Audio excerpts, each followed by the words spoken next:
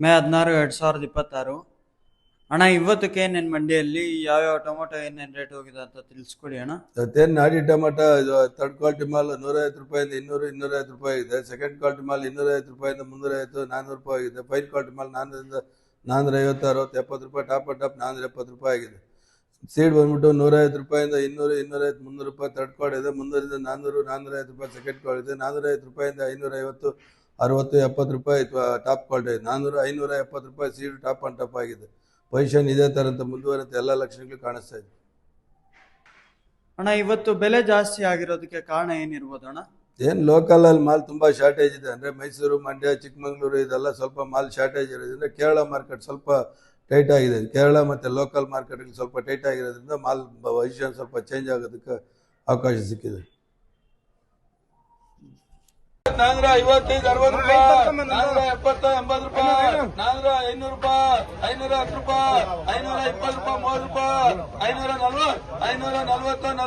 40, 40 ರೂಪಾಯಿ, 540, 40 ರೂಪಾಯಿ.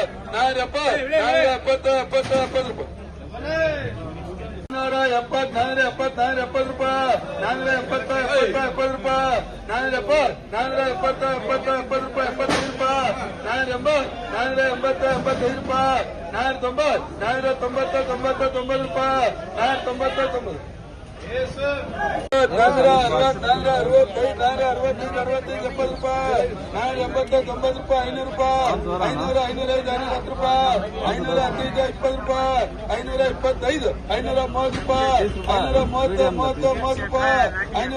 430, 440, 450, 460 ರೂಪಾಯಿ, 460, 60, 60 ರೂಪಾಯಿ, 460, 460 ರೂಪಾಯಿ.